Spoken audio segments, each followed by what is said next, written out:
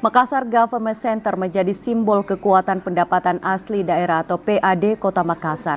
Fasilitas ini pun menjadi bukti kemandirian ekonomi Kota Makassar melalui sistem digitalisasi yang terintegrasi. Wali Kota Makassar, Muhammad Ramdan Pomanto meresmikan Makassar Government Center, pelayanan publik dan pertumbuhan ekonomi Kota Makassar.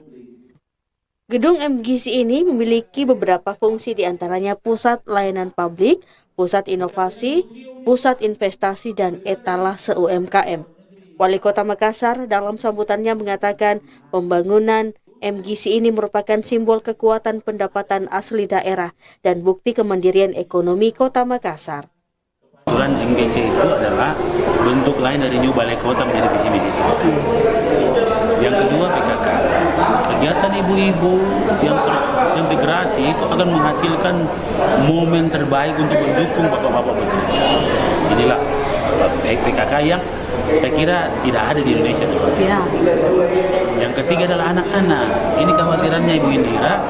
Ini PAUD dari dasar anak-anak harus diperlihatkan ruang yang baik. Jadi ada 5 dari 15 cita-citanya beliau. Dan insya Allah saya kira khusus untuk itu pemerintah akan melanjutkan.